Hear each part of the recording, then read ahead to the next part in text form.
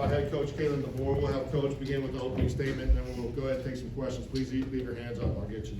All right, you bet. Obviously, going to the fourth quarter, 14-13, and in a fight, and so tip the cap to USF for fighting, but also there's many things that we look at that are things we got to definitely clean up. We talked on the locker room about learning the lessons of things that didn't go right, but also understand if we just keep fighting, good things can happen. And in the fourth quarter, staying away from the penalties and turnovers, it's amazing what can happen. And so defense did a nice job forcing some field goals, and just as we went through the game there in the fourth quarter, I think those were key. So us scoring touchdowns and finishing drives, other than the fumble, which was certainly unfortunate. Again, a lot of things we need to clean up. Guys got to do a better job when they make a big play. You got to tuck it away.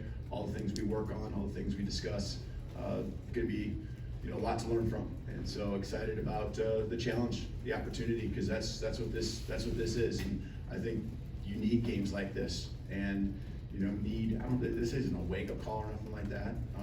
It's nothing like that. It's just just keep raising the standard. I think this game last year was an important one, that propelled them last year, and it'll probably be the same thing this year. That's my hope. Next Questions? Let's start in the front left, Chase. Right here. What are some of the things that you do in practice with ball security, limiting turnovers, and is that something that'll be more of a focal point this coming week? Yeah, I mean every day there's something, but Tuesdays is a big time priority. We start the week off with that. There's other things. I mean, it is we talk about the ball as a program, and how important it is taking care of it, and also getting it. And so really we won't have to raise the level of how much we stress it, because we stress it significantly. And so it's guys just learning that when you make a big play, there's people behind you, they're chasing you, they're coming from all angles, and we got to do a better job being conscious of that. And this guy's got out of their game a little bit, and got a little loose with it. So we'll watch on film. I don't know exactly how the fumbles were created, but a lot of the things we talk about, I think, are what happened. Stay on the left side, Nick. Yeah, I don't think we saw Elijah Pritchett on offense until about 6 minutes left. What went into him not playing until then, and kind of then inserting him at that point? Yeah, he got last game, just a minor thing, and we were trying to get through it. He didn't practice much early in the week, but practiced Wednesday and Thursday, and so was ready to go. Probably worked a little bit more on the left side, and we felt good, after the week was we've gone through the week that that we were just going to roll with what we had with Book and Gino, but he was ready to go. He could have started the game, and we were just trying to hold on as long as possible. Just try to keep him 100% healthy. You got through just fine tonight, and I think we're going to be in better shape offensive line wise going into next week. So it was a little touch and go there at some points during the week with a few different guys. Jump to the right side, let's go to Katie. Just kind of building off that, how did you see the offense shift and change in that final 6 minutes when you came in the game and kind of things opened up? Yeah, it was just not having penalties, not being behind the chains. You guys saw it too, and it's hard to call a game. It's hard to overcome, second long, third long situations. And so, we had to learn some lessons the hard way tonight. There was no doubt about it. 2 touchdowns that are called back, because of holding calls and obviously the turnover inside the 5-yard line. But when we did hold and we were, moving the ball forward, good things were happening. But we have to be able to do it on consecutive plays over and over and over again and have sustained drives. And so, last week we probably didn't get put in that position to where we had to sustain drives, right? We were explosive. The ball was down the field. Guys were making huge runs, and so that mindset, you know, has to kind of carry over from this week to next week, in understanding that we have to grind the ball, grind it out every once, you know, grind it out. It can't just be explosive plays. And with that comes, you know, executing. And there's other things too that we certainly can be better on, things we can help Jalen out with.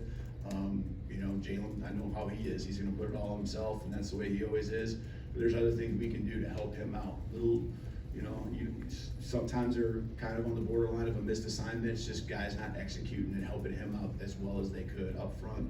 The skill guys, it's a whole team effort. On offense, every guy's got to execute. Everyone's got to do their job for it to go clean. Go to Mike on the left side. On some of those penalties, I think we saw you get a little bit heated, you know, with the officials. Just for us that haven't watched you know, over the years, just how often does it happen, and what were you seeing on some of those that was getting to you? Yeah, I mean, you know, they obviously saw, and I saw some things too on why they called stuff. But you know, there's other things I felt, you know, and when you get into where it's that tight, now all of a sudden everything gets called tight, and so I get it. You know, it's just, yeah. I mean, I'm just trying to make sure kind of that everyone's held accountable, and I got to hold my guys accountable when we are executing and doing things. And there's a lot of calls that, I mean, most of them we were holding. You know, we were doing things that you can't do, and we got to clean up our part of it. But you know, just making sure that, you know, things that I saw also that I was addressing, that I wanted to make sure they kept an eye on. A few questions in the middle. Let's start with Steven right here. Coach, on the touchdown run, Jam Miller, just saw the passion and how he's fighting to get in the end zone. What does he bring this offense from that perspective, his passion as a running back? Yeah, he's just really quiet when, you know, he doesn't like to say too much, but when he gets a chance to touch the ball, you know, we see what can happen. And, you know, you don't get to see it a lot in practice because, you know, it's different tempos. The scrimmages, we've seen times where what you saw tonight, him getting loose and making those guys miss. I love the cutback. He did it early enough to where really, you know, there was a lot of chance for the defender to make a play. So he's explosive. He can run inside. He can run outside.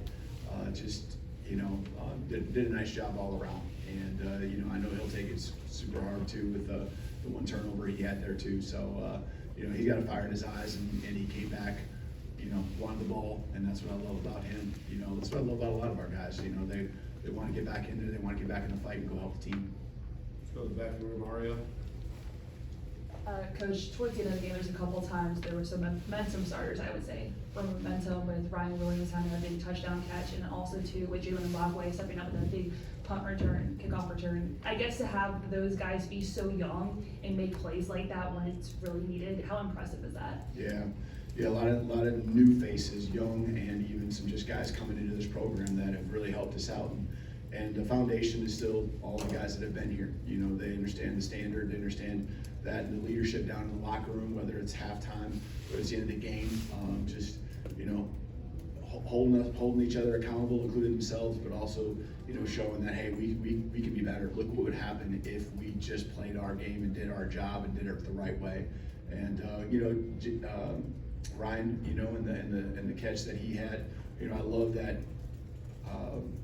that Jalen has enough confidence in him to rip it out there and let him go make a play, you know, because there's a lot of options on that one play for Jalen. He can hand the ball off, he can throw a little perimeter throw, and he can also throw a hitch out there, and he chose to go to Ryan with the hitch and identification, being on the same page. You know, I love that he trusts, you know, Ryan in that moment, you know, when we got to keep the chains moving. You know, we're looking to score, of course, but you know, Ryan coming through. He's done that a few times now, obviously, and you know, those are just the steps that I love seeing. Bach stepping in when we needed a return, you know, and doing what he did. That was really key. He just, you know, unfazed, hopped in there. He's very confident. We've got a lot of confidence in him. Unfortunately, obviously, Cole went down. He was ready to go. Time for a few more questions. Start on the left side with Tony. What did you see, or what did you think of Tyler Booker's move to left tackle? And then he's so good at run blocking from that left guard spot. Do you feel like you guys kind of were limited in that move, or, you know, in some of your consistency in the running game? Yeah. No, I think wherever he's at, we're really good. You know, I'm sure he's going to look at it and and learn a lot about playing tackle, just with the number of snaps he's played in his career, versus guard. And, didn't worry too much about him at all. I think a lot of it is just the number of reps that they've had together, and it was just pretty much this week for a few practices, and it showed. It showed that we weren't on the same page with different things and different calls, and so, they got to tighten that up.